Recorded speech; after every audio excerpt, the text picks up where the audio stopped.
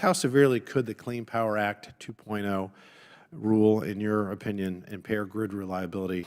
When you have a very expensive system, a regulatory system that's imposed, that changes all of the pricing. By white nationalists, violent white supremacist groups, a white supremacist future, especially our Black and brown communities. What is the #1 cause of power outages in the United States? They range from unexpected outages of transmission lines to maintenance issues with generators. Is battery technology sufficient to capture the load, the generation of these energies, so that they can be applied to the grid? Not in any way that would be affordable or widespread. I happen to be one of those grid nerds. Frankly, in other committee hearings, I've been surprised to find that there are areas where we're trying to get to a similar policy goal. Never lived in Texas, but I know that you don't mess with Texas. I'm pleased to welcome our witnesses for today's hearing, Mr. James Danley, Mr. Travis Fisher, and Mr. Jonathan Monken. James Danley is currently a partner for energy regulation at Skadden, Arps, Slate, Meagher, and Flom LLP and affiliates. Previously, he served as a general counsel, commissioner, and chairman at FERC. Travis Fisher is the director of energy and environmental policy studies at the Cato Institute, and Jonathan Monken is principal at Converge Strategies. How severely could the Clean Power Act 2.0 rule, in your opinion, impair grid reliability simply on its own? As the process was going forward, my concern was that the EPA had not taken into consideration what the reliability consequences of the rule were going to be. And on top of that, and more specifically, there was no inquiry done at the time, and this was adduced on the record during a hearing in front of the Commission during our Reliability Tech Conference. No specific inquiry was made into the effect on the markets. One of the biggest problems with these sort of external effects on the power generation system is that the markets are market mechanisms in which generators have to offer in, and it is on the basis of those offers that are then accepted through this bid stack that clears that the generators ultimately are going to be called upon to deliver power. When you have a very expensive system, a regulatory system that's imposed, that changes all of the pricing that the generators are going to be subject to or going to require in order to remain solvent. And if you don't have a clear view of what is going to happen in the markets, it's going to be very difficult to be certain that you're not going to suffer catastrophic consequences for resource adequacy down the road. So by itself, I think that the Clean Power Plan could potentially create extraordinarily expensive prices in the markets. And what I'm really concerned about is not that, because that's a public policy decision. What I'm concerned about is that it seems to be undertaken without full knowledge of the consequence. St. Louis and I are here today for this convening on threats to our nation's power grid and to elaborate on the real, actual attacks it faces by white nationalists across our country. For years, law enforcement and researchers have been monitoring violent white supremacist groups and their targeting of our country's power grid. Many in these groups call themselves accelerationists. They've put out how-to manuals to make it easier to attack critical infrastructure like the electric grid, and are convinced that the best way to achieve their goal of a white supremacist future is to cause a societal collapse by plunging it into darkness.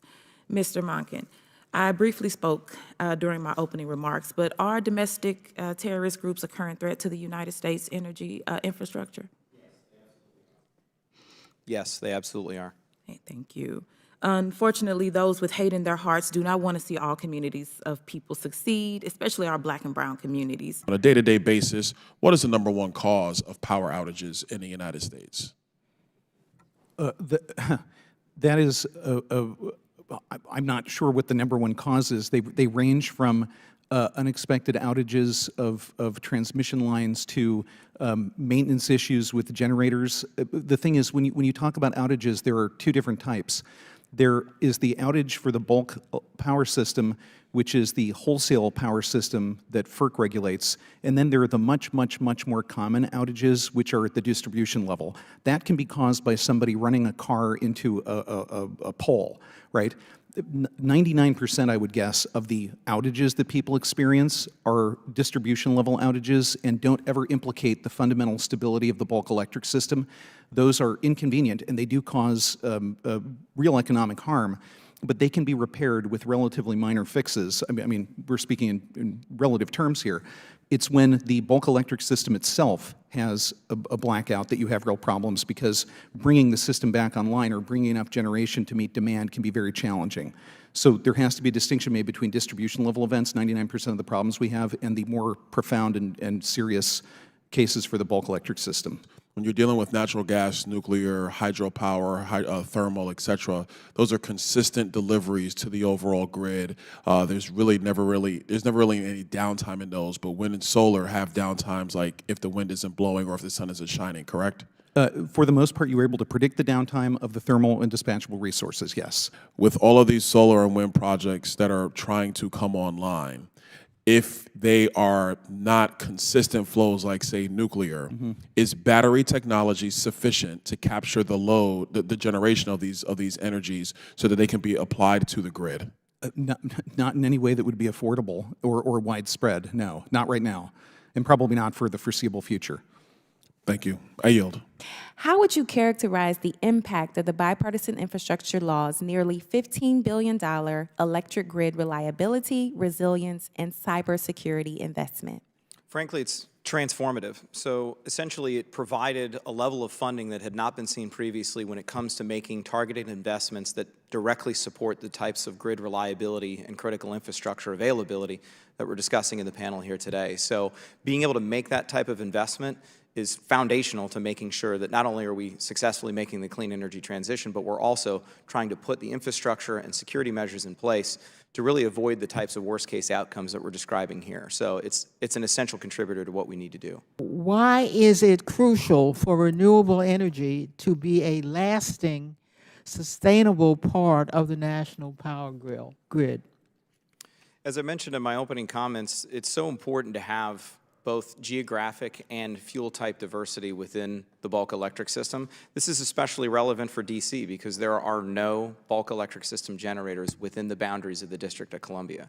So being able to make these types of targeted investments and setting policy that makes it easier for those types of resources to come online has a tremendous impact on the populations that they ultimately serve. So in this particular instance, being able to clear some of these roadblocks that allow more of these resources to enter into the system really opens up these additional opportunities to make sure that there's adequate energy to meet everybody's needs. I'm excited to talk about grid modernization and transition here today because I happen to be one of those grid nerds like some of the others who are here in this hearing today. And, I think it's actually great to use this committee and other committees to talk about this important and revolutionary transition that's happening both to our economy as well as our infrastructure, because much of our grid was built over the last 100 years. It's coming to the end of its design life. We're bringing on all this new different sources of energy, and our planet is undergoing this massive transformation. I do want to ask, we've heard a lot of sort of fear-mongering and scary stuff about the grid, but what can we do at the federal level to really accelerate the grid modernization and clean energy transition? What are the three main things that Congress can do? I think first, thanks for the question, and I think first and foremost, being able to recognize the fact that this needs to be a holistic strategy that includes access to all of the technologies that are potentially available. I think a continued investment in the onshoring of production capabilities for essential components that we need as part of this transition is hugely important to the process to make sure that everything that we need to build this system is available to us. So that is certainly helpful. Economic stability and predictability is essential. We've seen an incredible amount of investment in response to the amount of money that's been made available by the federal government so that people have more predictability about the potential success of their investments. That's reflected in the $680 billion that has been invested in clean manufacturing, industrial capacity, and data centers in the United States since the passage of both of the pieces of legislation you described. And I think the last and possibly the most important component right now is to include transmission in the next round of legislation that's actively targeting how we really incentivize infrastructure investment in the country to make sure that all of those pieces fit together. We've addressed it from the technology standpoint, the consumer standpoint. Now we need to make sure we can make those two pieces meet. I would assume that your organization would frown upon Texas not being allowed to export or import, say, liquid natural gas or oil and gas. Yes, I see that as a a free market, a free trade issue. Exactly. We have an issue for 90% of Texas where we actually aren't able to export electricity when we generate more electricity than it is that we are going to buy. And we also can't import it when we can find lower prices from other states or other generators, or when there's scarcity like we had in Winter Storm Uri. And so would your organization see it as important for regulators to not prevent the export or import of electricity if Texas is in fact generating quite a bit of that?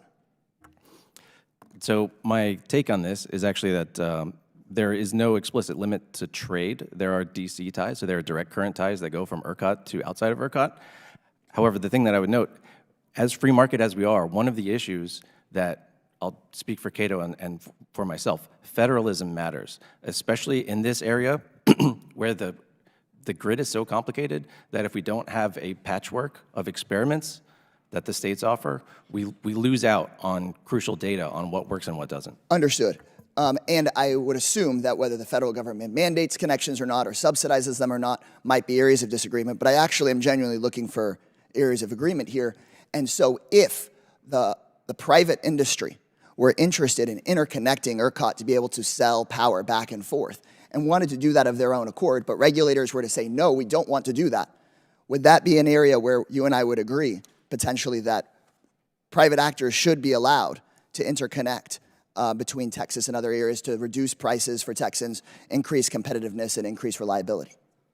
Again, the method of getting there, we might disagree, just like in other areas, but I'm just trying to figure out, because frankly, in other committee hearings, I've been surprised to find that there are areas where we're trying to get to a similar policy goal. As I view this issue, in fact, it's a state policy issue. So it's not up to me, it's up to the state of Texas. And I've never lived in Texas, but I know that you don't mess with Texas. And that's kind of the approach that I take to this. It's a state policy issue, and I don't believe it's the federal government's job to come in and tell Texas what to do. I understand, and again, I'm not asking you that question. I'm asking, would you support regulators saying, no, you cannot sell power in and out of Texas? And I think it's okay. You can think about it maybe next time less of a... No, it's entirely up to Texas, the folks of Texas who want to make that policy. It's entirely up to them. Americans rightfully expect electricity to be flowing even when external factors such as severe weather events create strain on these systems. And while unforeseen risks to the electric grid are certainly a cause for concern, there are steps we can take to mitigate as many of the known liabilities as possible. This includes ensuring policies and procedures do not add unnecessary stress to our existing power capacity. Just as so many sectors depend on bulk electrical systems to function, the grid itself relies on an intricate resource supply chain to operate effectively. Delays in the permitting process of everything from natural gas pipelines to transmission lines add unnecessary uncertainty and costs to utilities and ultimately costs to the consumers. As we look to build out the bulk electric system in time to meet growing demand, I urge my colleagues in Congress and the White House to recognize the limitations of a renewables-only agenda and implement policies that will safeguard, not jeopardize, Americans' access to power. Without objection, the subcommittee stands adjourned.